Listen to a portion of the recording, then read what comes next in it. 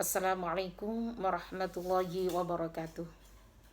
Bismillah, alhamdulillah, wassalatu wassalamu ala rasulillah Sayyidina Muhammad ibn Abdillah wa ala alihi wa sahbihi wa mawala wa la hawla wa la quwwata illa billah amma ba'da.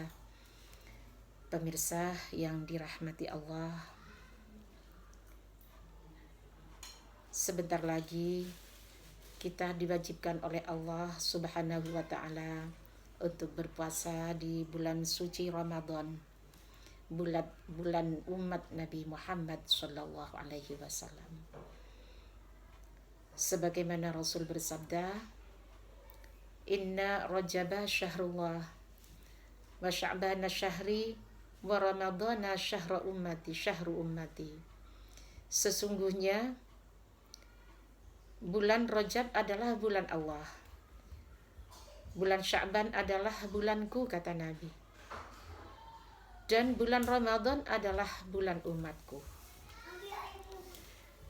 Dikatakan oleh Kanjeng Nabi bahwasanya bulan Ramadan ini adalah bulan umat Nabi Muhammad sallallahu alaihi wasallam, karena kita diperintahkan oleh Allah untuk berpuasa di bulan Ramadan.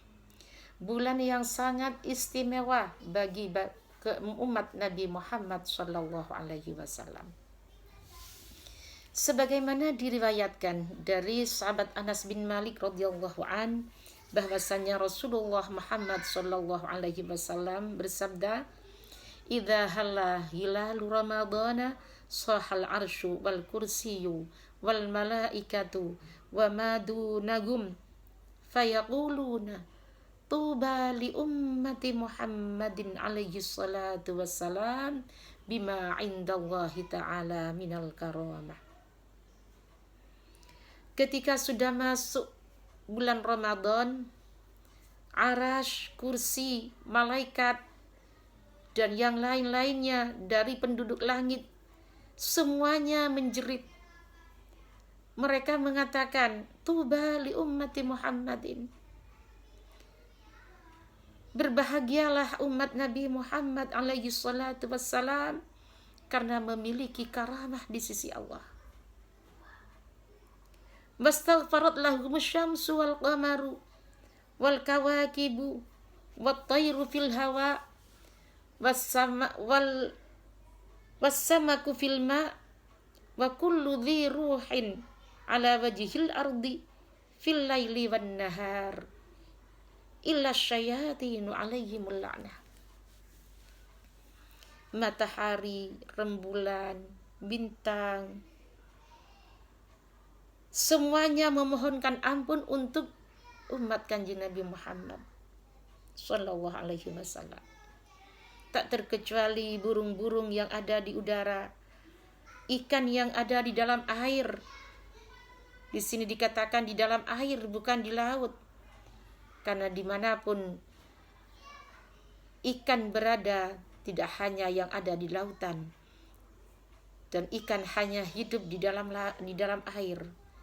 Jadi as-samaku fil ma, ikan-ikan yang ada di dalam air, dan semua yang memiliki roh yang ada di atas permukaan bumi ini, siang dan malam semuanya memintakan ampun untuk umat Nabi Muhammad alaihi salatu wassalam, kecuali syaitan alaihimul la'nah. Pemirsa, kenapa hanya syaitan yang tidak memintakan ampun untuk umat Nabi Muhammad alaihi salatu wassalam? Karena memang syaitan ini adalah musuh kita bersama, musuh anak cucu Nabi Adam, dzurriyyah Nabi Adam alaihi salam. Syaitan sudah memproklamirkan, sudah mengumumkan bahwa syaitan meminta izin kepada Allah untuk memusuhi Nabi Adam dan anak-anak cucunya, untuk diajak bersama masuk ke dalam neraka Allah. Fa'idha asbahu, ketika sudah pagi-pagi, La yatrukullahu ta'ala ahadan illa yughfaru lahu. Ketika sudah di pagi hari kita berpuasa, yang sudah terbiasa sarapan pagi, dia tinggalkan sarapan paginya. Saat itulah tak ada seorang pun kecuali diampuni oleh Allah Subhanahu wa ta'ala dari segala dosa-dosanya. Wa yaqulullahu ta'ala lil malaikati, Allah ta'ala dawuh kepada malaikat, ij'alu salatakum wa tasbihakum fi ramadana li ummati Muhammadin alaihi salatu wassalam. Hai malaikatku, jadikanlah salatmu, tasbihmu di dalam bulan Ramadan ini pahalanya diperuntukkan untuk umat Nabi Muhammad alaihi salatu wassalam. Masya Allah, sangatlah istimewa umat ini, sangatlah istimewa, sangatlah terhormat umat ini dibanding dengan daripada umat-umat yang lain. Sehingga semua aktivitas yang dikerjakan oleh kita selama kita berpuasa semuanya memiliki nilai ibadah. Sampai saat tidur pun, tidur kita pun juga menjadi ibadah. Sebagaimana hadis riwayat sahabat Abdullah ibnu Abi Awfah, bahwasanya Rasulullah bersabda, naumus shaimi ibadatun. Tidurnya orang yang berpuasa itu menjadi ibadah. Namun tidak lantas kita terus tidur aja. Namun tidur kita yang memiliki nilai ibadah di sini adalah diperuntukkan agar kita bisa mampu untuk melakukan ibadah di waktu malam nanti. Wasumtuhu tasbihun, diamnya menjadi tasbih. Wa fi riwayatin wa nafasuhu tasbihun, setiap nafas yang keluar masuk gitu menjadikan tasbih. Wa amaluhu mudha'afun, amalnya dilipat gandakan pahalanya. Wa du'a'uhu mustajabun, doanya dikabulkan. Wa dzambuhu maghfurun, dan dosanya diampuni oleh Allah. Kenapa mereka mendapatkan keistimewaan yang luar biasa seperti itu? Karena mereka tinggalkan makan, tinggalkan minum, tinggalkan syahwat, hanya semata-mata mencari ridho Allah Subhanahu wa ta'ala.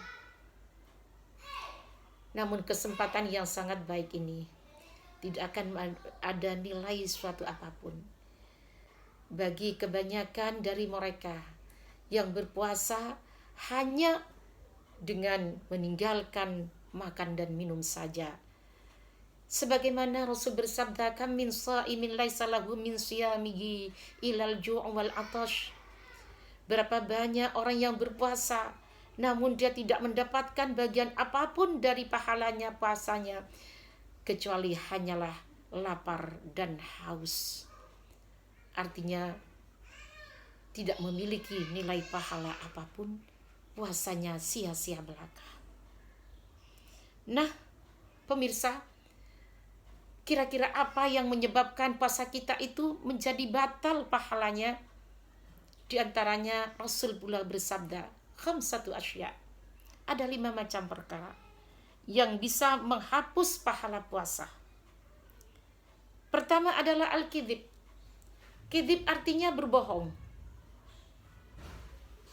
Kita sudah berpuasa sehari suntuk, mendadak tanpa kita sadari, hampir saja kita akan berpuasa, kita berbohong, kita salah berbohong. Saat itulah nilai puasa kita tidak akan berpahala. Namun puasanya tetap sah. Yang kedua adalah al-ghibah, yaitu ngerasani. Yang ketiga adalah an-namimah, ngerasani dan an-namimah. Ini rupanya saat ini sangat mudah kita laksanakan. Karena untuk ngerasani, untuk mengadu domba, ini tidak perlu kita bertetangga, pergi ke tetangga untuk menggunjing tetangga. Saat ini sangat mudah sekali. Hanya dengan pencet tombol di WA group. Satu kali kita kirim, maka akan terbaca oleh semua grup yang ada di situ. Dan sebegitu pula besarnya efeknya di dalam kita menyebarkan berita-berita. Na'udzubillah, apalagi berita yang kita sampaikan itu adalah berita hoax, artinya berita yang palsu. Maka itu sudah tidak lagi sebagai ghibah, maka akan itu berarti buhtan, yang dosanya itu akan lebih besar lagi.